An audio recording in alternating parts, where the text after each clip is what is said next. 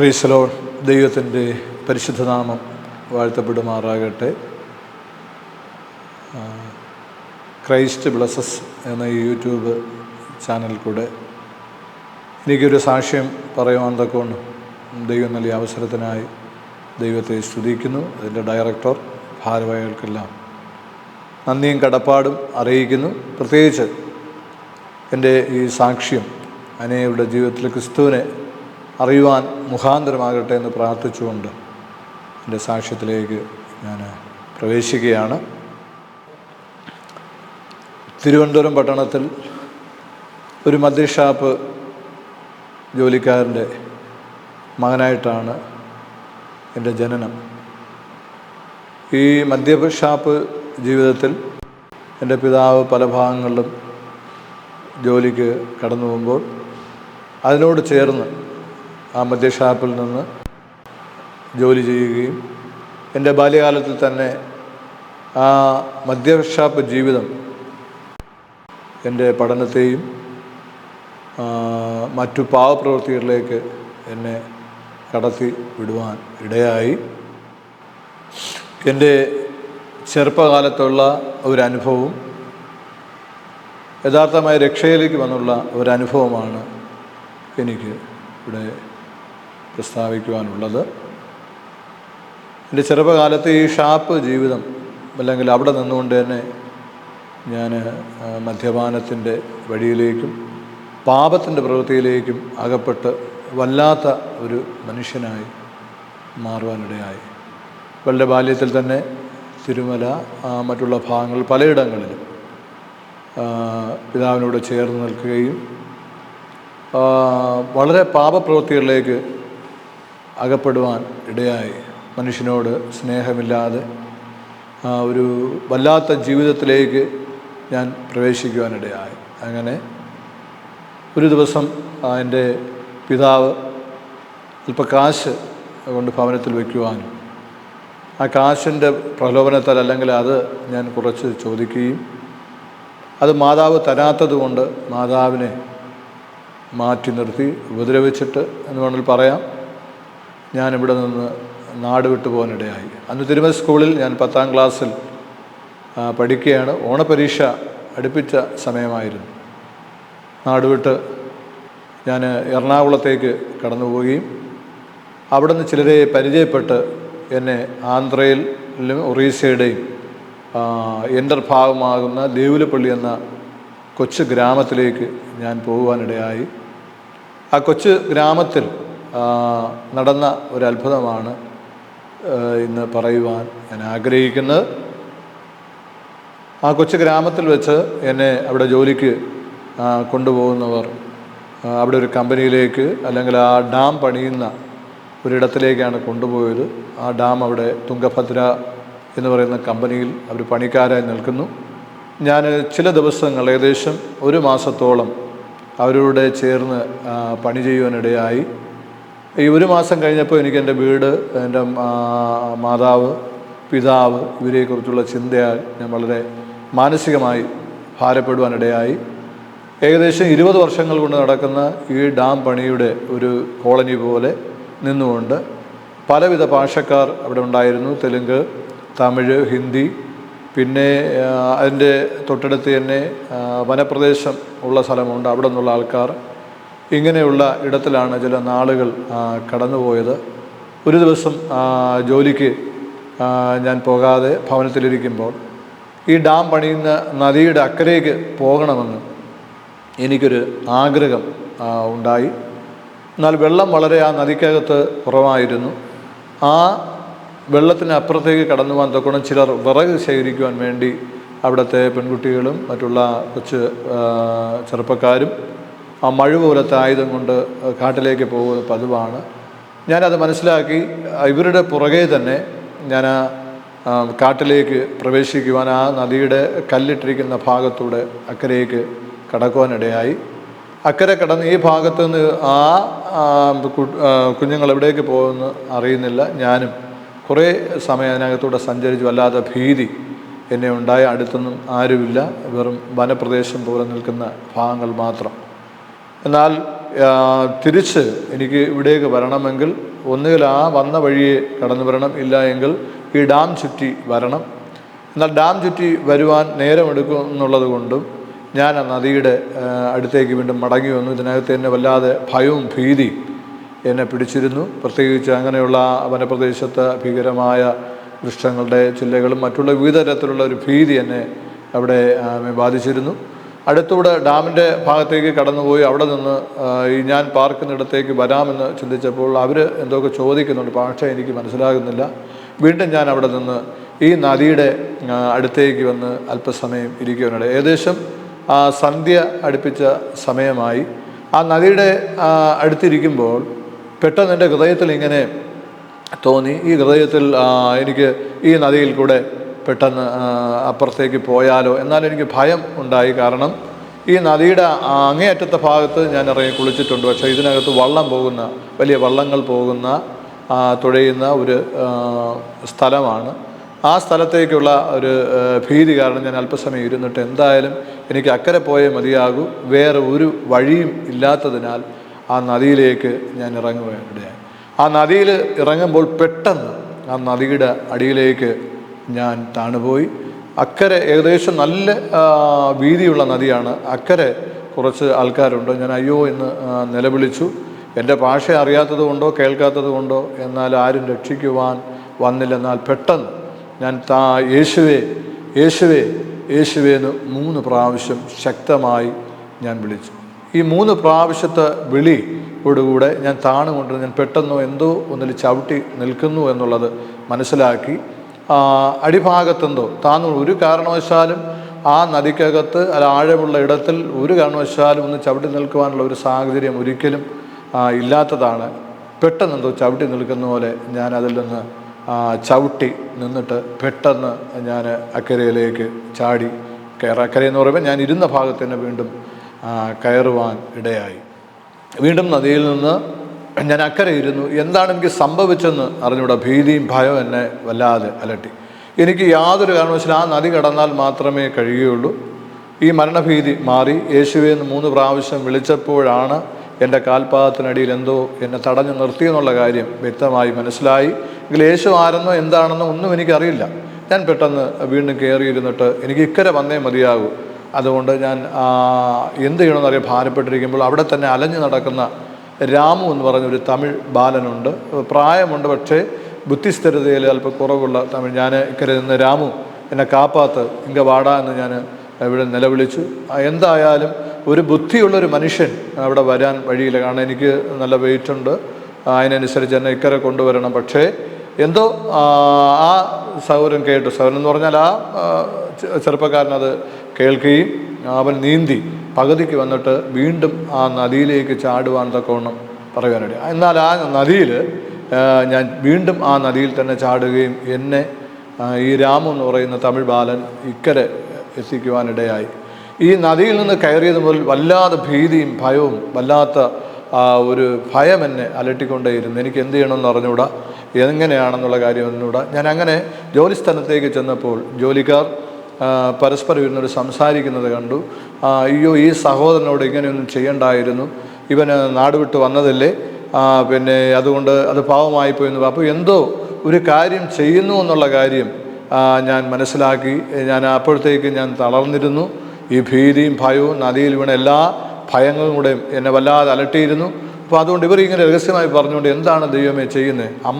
എൻ്റെ അമ്മ ഇങ്ങനെ റെയിൽവേ ട്രാക്കിൽ കൂടെ ഓടി വരുന്നത് ഞാൻ കാണുന്നുണ്ട്, എനിക്ക് പോകണം. പക്ഷേ എനിക്ക് ആ ഗ്രാമം വിട്ട്, അല്ലെങ്കിൽ ആ ഗ്രാമത്തിൻ്റെ ബസ് സ്റ്റോപ്പ് വരെ കടന്നു പോകാനുള്ള ആ ഭാഗം വരെ പോകാൻ എൻ്റെ കാല് അനുവദിക്കുന്നു, അല്ലെങ്കിൽ കാലിനെ ബന്ധിച്ചിരിക്കുന്നു.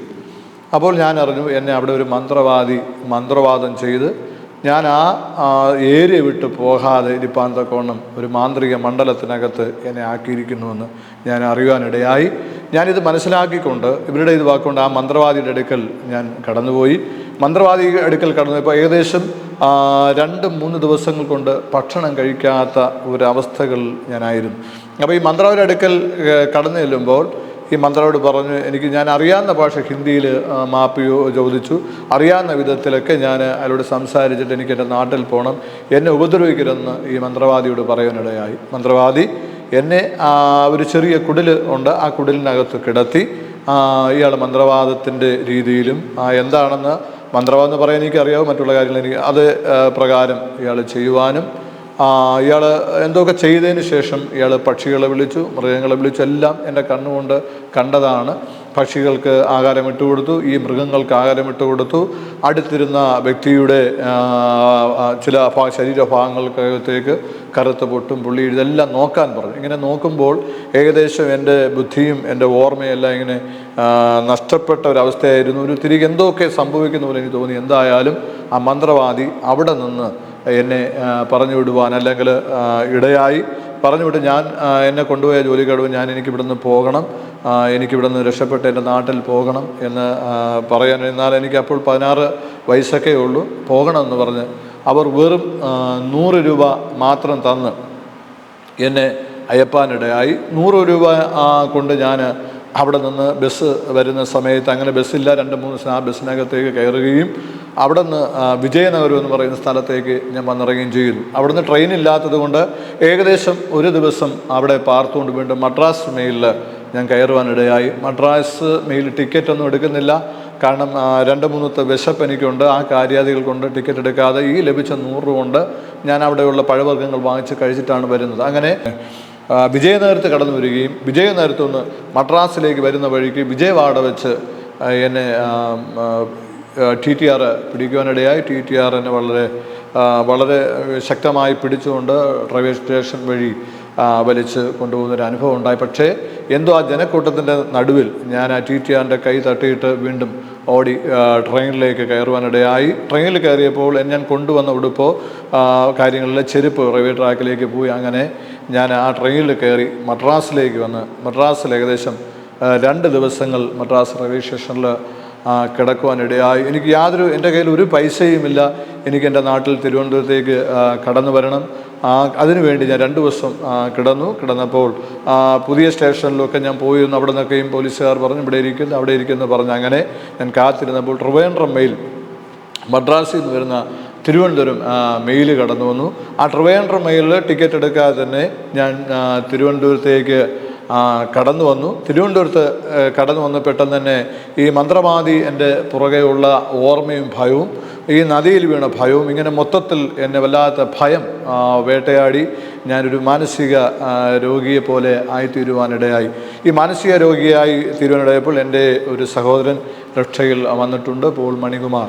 അദ്ദേഹം എന്നെ ഒരു ആലയത്തിലേക്ക് കൊണ്ടുപോയി. അവരവിടെ വെച്ച് പ്രാർത്ഥിക്കുകയും, പക്ഷേ എനിക്ക് യാതൊരു വിധത്തിലൊരു സൗഖ്യം കിട്ടായിരുന്നു. അവിടെ നിന്ന് ആൾക്കാർ ചേർന്ന് എന്നെ ജനറൽ ഹോസ്പിറ്റലിലേക്ക്, തിരുവനന്തപുരം ജനറൽ ഹോസ്പിറ്റലിലേക്ക് അഡ്മിറ്റ് ചെയ്തു. ഏകദേശം 3 മാസക്കാലം ഞാൻ ജനറൽ ഹോസ്പിറ്റലിൽ ഒരു രോഗിയായി കഴിഞ്ഞു. കാരണം എനിക്ക് നേരെ സംസാരിക്കാറുണ്ട്, എനിക്ക് ഓർമ്മയില്ല. എൻ്റെ പല്ലുകൾ ഇപ്പോൾ തന്നെ ഏകദേശം 8 പല്ലുകൾ പൊടിഞ്ഞ് പോകുവാനിടയെ. അങ്ങനെ മാനസിക വിഭ്രാന്തിയോടെ ഞാനവിടെ ആയിരുന്നു. അപ്പോൾ ഡോക്ടർമാർ ചെക്ക് ചെയ്തു. ഏകദേശം 36 പ്രാവശ്യങ്ങൾ നമ്മുടെ പബ്ലിക് ലാബിൽ ബ്ലഡ് എന്താണ് അസുഖമെന്നോ കാര്യങ്ങളോ കണ്ടുപിടിച്ചില്ല. ഞാൻ ഇടയ്ക്ക് ഹോസ്പിറ്റലിൽ നിന്ന് പെട്ടെന്ന് എന്തെങ്കിലും സംസാരിച്ചിട്ട് ഇറങ്ങി ട്രിവാൻഡ്രത്തെ അല്ലെങ്കിൽ ആയൂറൊക്കെയുള്ള ഭാഗങ്ങളിൽ ഓടിയ അനുഭവങ്ങളുണ്ട്. എൻ്റെ ജ്യേഷ്ഠൻ എൻ്റെ പുറകെ വന്നിട്ടുണ്ട്. എന്നാൽ വളരെ എനിക്ക് ഭയം എന്നെ വേട്ടയാടി. ആ വേട്ടയാടൽ ഏകദേശം ചില ദിവസങ്ങൾ തുടർന്നു. എവിടെ നോക്കിയാലും ഈ മന്ത്രവാദി എൻ്റെ പുറകിൽ ഇരിക്കുന്നത് പോലെ ഞാൻ ഭയപ്പെട്ടു. എന്നാൽ എൻ്റെ അസുഖം ഇവർ അടുത്ത ചെക്കപ്പിൽ കണ്ടുപിടിക്കുവാനും നമ്മുടെ തിരുവനന്തപുരം മിലിറ്ററി ക്യാമ്പിൽ നിന്ന് കുറച്ച് ഗുളിക ഒരു മെഡിസിൻ വേറൊരാൾ മുഖാന്തരം എടുക്കുവാൻ, ആ മെഡിസിൻ കഴിച്ചത് മുതലാണ് ഞാൻ ഒരു വ്യത്യാസം എൻ്റെ ജീവിതത്തിൽ വരുവാനിടയായി. എങ്കിലും എൻ്റെ ഉള്ളിനകത്ത് ഞാൻ യേശുവേ യേശുവേ എന്ന് വിളിച്ച ഓർമ്മ എൻ്റെ ജീവിതത്തിനകത്തുണ്ട്. ആമേൻ. എൻ്റെ യേശു എന്നെ വിടുവിച്ച അല്ലെങ്കിൽ ആ ഒരു ഓർമ്മയുണ്ട്. പക്ഷെ അത് പ്രാവർത്തികയിലേക്ക് വരും അല്ലെങ്കിൽ അത് ചിന്തിച്ചെടുക്കുവാനുള്ള ഒരു മാനസിക അവസ്ഥയിൽ അല്ലായിരുന്നു. ആ അവസ്ഥയുടെ നടുവിൽ ഞാൻ വീണ്ടും ഏകദേശം 3 മാസക്കാലം കഴിഞ്ഞപ്പോൾ ചികിത്സയുടെ ഫലമായി അല്പ വ്യത്യാസം എൻ്റെ മേൽ കണ്ടു തുടങ്ങി. അപ്പോൾ യേശുവാണ് എൻ്റെ ഉള്ളത്തിൽ പ്രവർത്തിച്ചത്, യേശുവാണ് എന്നെ നദിയിൽ നിന്ന് രക്ഷിച്ചത് എന്നുള്ളതായ ഒരു ചിന്ത. ഞാൻ യേശുവെ എന്ന് 3 പ്രാവശ്യം വിളിക്കുമ്പോഴാണ് ഈ അത്ഭുതം നടക്കുന്നത്. ഞാൻ പെട്ടെന്ന് തന്നെ പി.ജി. വർഗീസ് സാറ് ഇങ്ങനെ ഈ പുസ്തകങ്ങളൊക്കെ വരുമ്പോൾ ആ പുസ്തകത്തിൽ ഞാൻ എൻ്റെ സാക്ഷ്യം എഴുതി വിട്ടു. ചിലരോട് പറഞ്ഞിങ്ങനെ യേശു എന്നെ രക്ഷിച്ചു, അല്ലെ യേശുവാണ് എന്നെ വിടുവിച്ചതെന്ന് പറഞ്ഞിട്ട് പോലും ആരും അത് വിശ്വസിക്കുന്നില്ല. നിനക്കെന്തോ മാനസിക രോഗമാണ്, എന്തോ നിനക്ക് പറ്റിയെന്ന് പറഞ്ഞ എൻ്റെ കൂട്ടുകാർ മറ്റുള്ളവർ എന്നെ കളിയാക്കുവാനിടയായി. പല ചോദ്യങ്ങളും അവർ ഉന്നയിച്ചു. നിൻ്റെ യേശു 2000 വർഷങ്ങളല്ലേ, അയാൾ ഇതെങ്ങനെ സംഭവിച്ചു എന്ന് പറഞ്ഞു. എൻ്റെ വിശ്വാസം നുള്ളിക്കളയുവാനും ആ വിശ്വാസത്തിൽ നിന്ന് ഞാൻ അകന്നു പോകുവാനും ഇടയായി. എന്നാൽ എൻ്റെ ഉള്ളിൽ എങ്ങനെ ജീവിച്ചാലും വീണ്ടും ഞാൻ അച്ഛൻ ഷാപ്പുകളിലും മറ്റുള്ള ജോലി മാർഗങ്ങളിലും ഹോട്ടലുകളൊക്കെ അതിൻ്റെ ഇതിലേക്ക് ഞാൻ വീണ്ടും കടന്നു പോകാനിടയായി.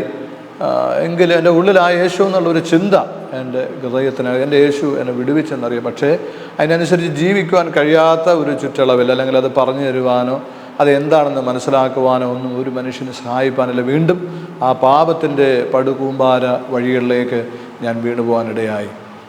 വീണ്ടും അനേക വർഷങ്ങൾ, 16-ാമത്തെ വയസ്സിൽ സംഭവിച്ചതാണ്. അനേക വർഷങ്ങൾ വീണ്ടും ഞാൻ ഈ മറ്റുള്ള ജോലികൾ ചെയ്തു, ഡ്രൈവറായിട്ട് ജോലി ചെയ്തു.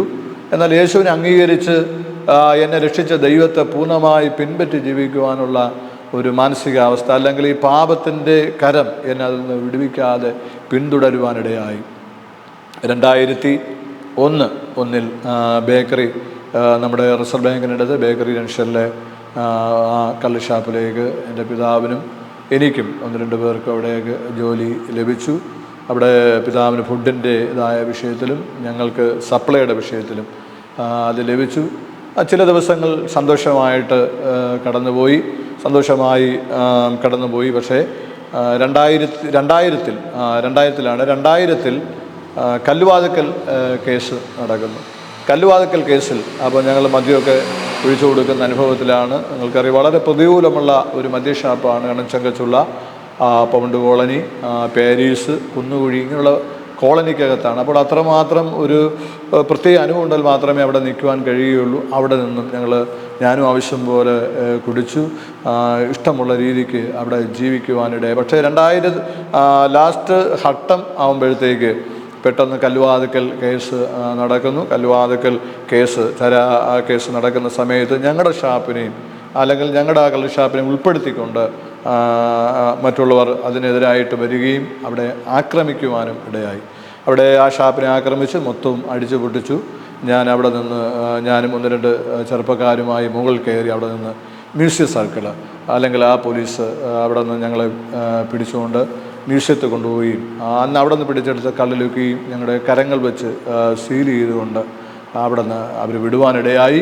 അന്ന് ആ പോലീസുകാർ വന്നില്ല എങ്കിൽ നമ്മുടെ ജീവൻ പോലും കിട്ടാത്ത രീതിയിൽ അവർ ഞങ്ങളെ ഉപദ്രവിച്ച് കൊല്ലുമായിരുന്നു. പക്ഷേ അവിടെ നിന്നും ദൈവം തന്നെ വിടുവിച്ചെന്ന് പറയുവാൻ കഴിയും. അങ്ങനെ വന്നപ്പോൾ ഞായറാഴ്ച തോറും കാട്ടാക്കട മദ്യഷാപ്പുകളിൽ പോയി മദ്യപിച്ചുകൊണ്ടിരുന്ന ഞാൻ പൈസ ഇല്ലാതായി, എല്ലാം ഒന്നും ഇല്ലാത്ത ഒരു ശൂന്യതയിൽ ആയി മാറി. ഈ പൈസയും കാര്യങ്ങളൊന്നും ഇല്ലാതെ വന്നപ്പോൾ പെട്ടെന്ന് നിരാശപ്പെട്ടു. എല്ലാ കാര്യങ്ങളും മുടങ്ങി.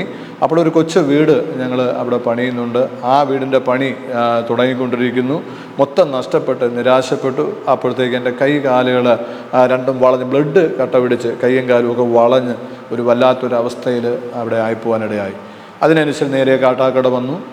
ജയൻ ഡോക്ടർ എന്ന് പറയുന്ന അദ്ദേഹത്തെ പോയി കണ്ടു. അദ്ദേഹം പറഞ്ഞു, പെട്ടെന്ന് മെഡിക്കൽ കോളേജിലിട്ട് പൊയ്ക്കോണം, അല്ലെങ്കിൽ ജീവന് അപകടമാണെന്ന്, അല്ലെങ്കിൽ അത് ജീവൻ രക്ഷിക്കാൻ തന്നെ ബുദ്ധിമുട്ടാണെന്നുള്ളൊരു അവസ്ഥ പറയുവാനിടയായി. ഞാൻ എൻ്റെ കയ്യിൽ ഒരു കാശും ഇല്ലാത്തത് കൊണ്ട് ഞാൻ എൻ്റെ ഭവനത്തിൽ ചെന്നു. ആ ഭവനം പണിഞ്ഞുകൊണ്ടിരിക്കുന്ന ഭവനത്തിനകത്ത് എൻ്റെ അമ്മയുടെ സാരി എടുത്ത് ആത്മഹത്യയ്ക്ക് വേണ്ടി എല്ലാം കെട്ടി റെഡിയാക്കി കഴുത്തിടാൻ പോയ സമയത്തേക്ക് ഇപ്പോൾ പോത്തങ്കോട് IPCയിൽ ശുശ്രൂഷിക്കുന്ന മാമച്ചനും അന്നമ്മ ആൻറ്റിയും അവിടേക്ക്, അന്ന് അവിടെ ഞങ്ങളുടെ വീടിനടുത്ത് ശുശ്രൂഷ, അവിടേക്ക് കടന്നു വരുവാനിടയായി. കടന്നു വന്ന് എന്തായാലും ഞാൻ ആത്മഹത്യ ചെയ്യാൻ ചില നിമിഷങ്ങൾ മാത്രമേ ഉള്ളൂ. അത്ര നിരാശപ്പെട്ട് കൈകാലുകൾ വളഞ്ഞ് വല്ലാത്തൊരവസ്ഥയിൽ, എനിക്കറിയാം എൻ്റെ പാപമാണ്, ഞാൻ ചെയ്ത കുറവുകളാണ്, ബലഹീനതയാണ് എന്ന് പറഞ്ഞു. അപ്പോൾ ആ ദൈവാസൻ കടന്നു പറഞ്ഞു, പ്രിയ സഹോദര, നീ ദൈവത്തിലേക്ക് കടന്നു വരണം, നീ യേശു നിന്നെ രക്ഷിക്കും. ഞാൻ പറഞ്ഞു, യേശുവിനെ എനിക്ക് അറിയാം, യേശു എനിക്ക് നല്ലവണ്ണം അറിയാം, പക്ഷേ യേശുവിനെ അനുസരിച്ച് ജീവിക്കുവാനുള്ള എനിക്ക് കഴിയുന്നില്ല എന്ന് പറയുവാനിടയായി. അങ്ങനെ അദ്ദേഹം പറഞ്ഞില്ല, യേശു നിന്നെ സൗഖ്യമാക്കുമെന്ന് പറഞ്ഞു. അങ്ങനെ അദ്ദേഹത്തിൻ്റെ പഴയ സ്കൂട്ടറിലേക്ക് എന്നെ കയറ്റി ഒരു ഭവനത്തിലേക്ക്, എന്നെ അടുത്തുള്ള ഒരു പ്രാർത്ഥന ഭവനത്തിലേക്ക് എന്നെ കൊണ്ടുപോയി. അവിടെ നിന്ന് പേട് നിന്ന് കടന്നുവന്ന ഒരു കർത്താവിൻ്റെ ദാസൻ, എനിക്ക് ഓർമ്മയുണ്ട്, വേണു എന്ന് പറയുന്ന കർത്താവിൻ്റെ ദാസൻ, ഞാൻ ചെന്ന് കയറിയ ഉടനെ, വളരെ രോഗിയായിട്ടാണ് ഞാൻ ചെല്ലുന്നത്, കയറിയ ഉടനെ പറഞ്ഞ് നീ മരിച്ചു പോകും എന്നെ മുഖത്ത് നോക്കി പറയുവാനിടയായി. അപ്പോൾ ഞാൻ അദ്ദേഹത്തോട് പറഞ്ഞു, ഞാൻ മരിക്കുവാൻ വേണ്ടിയല്ലേ പാസ്റ്ററെ അവിടെ ഇരുന്നത്. എന്നാൽ അദ്ദേഹം അടുത്തൊരു വാക്ക് പറഞ്ഞു, നീ ഇപ്പോൾ പരസ്യമായി നിൻ്റെ പാപങ്ങളെ ഏറ്റുപറയുന്നെങ്കിൽ, നിൻ്റെ കുറവുകളെ ഏറ്റുപറയുന്നെങ്കിൽ ദൈവം നിന്നെ അനേകരുടെ പ്രാർത്ഥന കേട്ട് വിടുവിക്കുമെന്ന് പറയാനിടയായി. എന്നാൽ എൻ്റെ കഠിന ഹൃദയത്തിൽ എന്ന മനുഷ്യനോട് സ്നേഹമില്ലാത്ത പലവിധ കാര്യങ്ങളും സമയത്തിൻ്റെ പരിമിതി കൊണ്ട് എനിക്ക് പറയുവാൻ കഴിയുന്നില്ലെങ്കിലും കാഠിന്യ ഹൃദയത്തിന്മേൽ അനേകർ എനിക്ക് വേണ്ടി പ്രാർത്ഥിക്കുന്നു എന്ന് പറഞ്ഞപ്പോൾ ഞാൻ വളരെ വാവിട്ട് കരയുവാനിടയായി. 2001 ജനുവരി മാസം അമേഹാലിലെ ആ പ്രാർത്ഥനയുടെ നടുവിൽ ഞാൻ വാവിട്ട് ദൈവത്തോട് കരയുവാനിടയായി. ഹല്ലേലൂയ. പ്രത്യേകിച്ച് ഞാൻ കരയുമ്പോൾ തന്നെ എനിക്ക് ഓർമ്മ, എൻ്റെ കർത്താവാണ് എന്നെ വിടുവിച്ചത്, യേശുവാണ് വിടുവിച്ചത്. അങ്ങനെ അനേകർക്ക് വേണ്ടി, ഈ പാപിയായ എനിക്ക് വേണ്ടി, മദ്യപിച്ച് മറ്റുള്ളവർക്ക് ഉപദ്രവകാരിയായി തീർന്ന എനിക്ക് വേണ്ടി പ്രാർത്ഥിക്കുന്ന ഇങ്ങനെ ഒരു കൂട്ടമുണ്ടല്ലോ. ഞാൻ വാവിട്ട് കരഞ്ഞ് എന്നെ തന്നെ അവിടെ സമർപ്പിക്കുവാനിടയായി. അങ്ങനെ ഞാൻ അവിടെ വെച്ച് ഉറക്കെ പറഞ്ഞു എൻ്റെ പാപങ്ങളെല്ലാം ഞാൻ ഏറ്റുപറഞ്ഞു.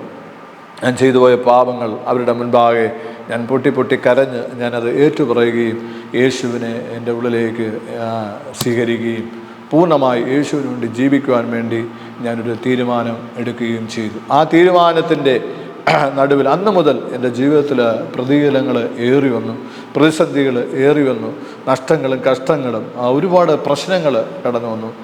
ഒരുപാട് ഉപദ്രവങ്ങൾ ഏറ്റിട്ടുണ്ട്, കളിയാക്കലുകൾ ഏറ്റിട്ടുണ്ട്. പക്ഷേ യേശുവിൻ്റെ സ്നേഹം രുചിച്ചറിഞ്ഞപ്പോഴും എന്നെ ആ നദിയുടെ നടുവിൽ നിന്ന് വിടുവിച്ച ആ യേശുവിൻ്റെ ഒരു അത്ഭുത സാന്നിധ്യം ഓർത്ത്, അല്ലെങ്കിൽ മന്ത്രവാദത്തിൽ നിന്ന്, ആ മന്ത്രവാദ കെട്ടുകളിൽ നിന്ന് എൻ്റെ യേശു എന്നെ വിടുവിപ്പാനിടയായി ഒരു സാക്ഷ്യം ഓർത്ത് ഞാൻ ദൈവത്തിൽ വീണ്ടും ബലപ്പെടുവാനിടയായി. അനേക കാര്യങ്ങൾ പറയാൻ ഞാൻ ഒരു വാക്ക് മാത്രം പറഞ്ഞോട്ടെ. ഞാനന്ന് പ്രാർത്ഥിക്കുവാനായിരുന്നില്ല, ഞാൻ ദൈവനും ശ്രവിക്കുന്നവനും ആലയത്തിൽ പോകുന്നു. പക്ഷേ ആ നദിയുടെ നടുവിൽ നിന്ന് എന്തുകൊണ്ട് എന്നെ വിടുവിച്ചു എന്ന് ഞാൻ ചിന്തിച്ചപ്പോൾ പിന്നത്തേതിൽ എനിക്ക് മനസ്സിലായി. സദൃശവാക്യം 20-27 വാക്യത്തിൽ പറയുന്നു, മനുഷ്യൻ്റെ ആത്മാവ് ദൈവത്തിൻ്റെ ദീപമാകുന്നു. അങ്ങനെയെങ്കിൽ സകല മനുഷ്യരും നഷ്ടപ്പെട്ടു പോകാതെ അവൻ്റെ ആത്മാവിൻ്റെ നിത്യരക്ഷ മനസ്സിലാക്കി എല്ലാ മനുഷ്യനും ഒരവസരം തരുമെന്ന്. അതുമാത്രമല്ല, ആരാണ് എന്നോട് താങ്ങി നിർത്തിയത് ആ നദിക്കകത്തെന്ന് ഞാൻ ചിന്തിച്ചപ്പോൾ വചനം പറയുന്നത് ക്രിസ്തുവാകുന്ന പാറ. ഹല്ലേലൂയ. നിശ്ചയമായും എന്നെ ആ നദിക്കകത്ത് ഭാഷക്കാരറിയാത്ത ഇടത്തിൽ ആ പാറ യേശുവേ യേശുവേ എന്ന് 3 പ്രാവശ്യം നിലവിളിക്കുമ്പോൾ അറിയാത്ത എൻ്റെ നാവിൽ ആ ശബ്ദം യേശുവിൻ്റെ പേര് നൽകി എന്നെ കൊണ്ട് തന്നെ കർത്താവ് വിളിക്കുമ്പോൾ അതിൻ്റെ നടുവിൽ ദൈവവൃത്തി വെളിപ്പെടുന്നതിനിടയായി. എന്നെ ശ്രവിക്കുന്ന പ്രിയ സഹോദരങ്ങളോട് എനിക്ക് പറയുവാനുള്ളത്, നിങ്ങൾ ഏത് അവസ്ഥയിലായിരിക്കുന്നു, ഏത് പ്രതികൂലത്തിലായിരിക്കുന്നു, നഷ്ടങ്ങളുടെയും കഷ്ടങ്ങളുടെയും സാഹചര്യങ്ങൾ അനുകൂലമെങ്കിലും യേശുവിനെ നിങ്ങൾ ഇരിക്കുന്ന ആ സ്ഥലങ്ങളിൽ അല്ലെങ്കിൽ ആയിരിക്കുന്ന മണ്ഡലങ്ങളിൽ അതിൽ നിന്നൊരു രക്ഷ വേണമെന്ന് പറഞ്ഞ് ദൈവത്തോട് യേശുവെ എന്ന് നിലവിളിക്കുന്ന നിശ്ചയമായി ഒരു വിടുതൽ തരുമെന്ന് ഞാൻ വിശ്വസിക്കുകയാണ്. അതുമാത്രമല്ല, എൻ്റെ പാപജീവിതത്തിൽ നിന്നും എൻ്റെ ദൈവം ആത്മഹത്യയിൽ നിന്നും ദൈവം എന്നെ വിടുവിപ്പാനിടയായി. അതുകൊണ്ട് ആരെങ്കിലും ഭാരത്തോടെ ദുഃഖത്തോടെ ഈ ദിവസങ്ങളിൽ ആയിരിക്കും എന്നെ ശ്രമിക്കുന്നവരാരെങ്കിലും ഇത് കേൾക്കുന്നെങ്കിൽ, ഏതെങ്കിലും സഹോദരങ്ങൾ നിരാശയുടെ വക്കലായിരിക്കുന്നെങ്കിൽ, പാപത്തിൻ്റെ പടുകുഴിയിലായിരിക്കുന്നെങ്കിൽ, നിശ്ചയമായി യേശുവിൻ്റെ രക്തം സകല പാപവും പോക്കി നമ്മെ ശുദ്ധീകരിക്കുന്നതാണ്.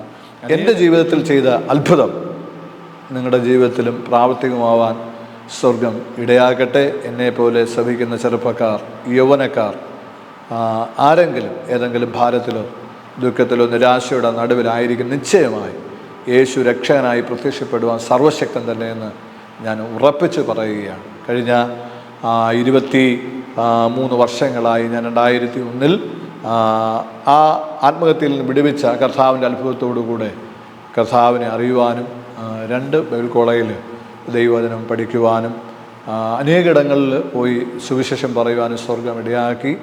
ഈ കുടുംബമായിട്ട് പത്തനാപുരത്തിൻ്റെ ഭാഗത്ത് ശുശ്രൂഷയിൽ 12 വർഷത്തോളം ഉണ്ടായിരുന്നു. എനിക്ക് ഭാര്യയും 3 കുഞ്ഞുങ്ങളുമുണ്ട്. അവർ പത്തനാപുരത്ത് പഠിക്കുന്നുണ്ട്.